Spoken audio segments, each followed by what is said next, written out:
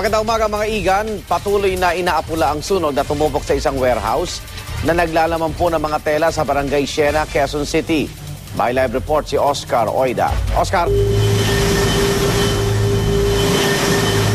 Yes, Igan, tinatayang mag-aalas 5 na madaling araw na simulang lamunin ng apoy ang isang residential warehouse ng garments dito sa may Santa Catalina Street na sasakupan ng Barangay Siena dito sa Quezon City.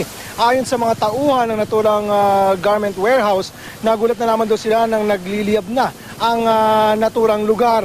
Isa nga sa mga kasamahan nila, partikular itong si Rodrigo Ruiz, ang nadulas at nabagok pa ang kanyang ulo. Pero sa butihang palad, Igan, ay agad namang silang nakalabas ng nasusunog na warehouse. Pero dahil sa puno ng tela, itong naturang warehouse, hindi basta-basta ang pakikipaglaban ng mga bumbero sa apoy. Hanggang sa mga sandaling ito nga ay nagsasagawa pa rin ng mapping operation ng mga bumbero, bagamat contained na itong sunog o sa kabilang sabi ay hindi na o napigilan na ang kumalat sa mga katabing bahay. Sa kabila nito ay nakatakda naman daw maghain ng reklamo ang kapitana ng Barangay Siena. Ayon sa kanya, wala raw permit ang naturang warehouse na mag-imbak ng kung anumang produkto. Dati raw niyang sinubukan itong ipa-inspect pero hindi raw nag-cooperate ang may-ari. Sinubukan natin kunan ng pahayag ang may-ari pero sa mga sandali ito ay hindi muna raw sila magbibigay ng pahayag.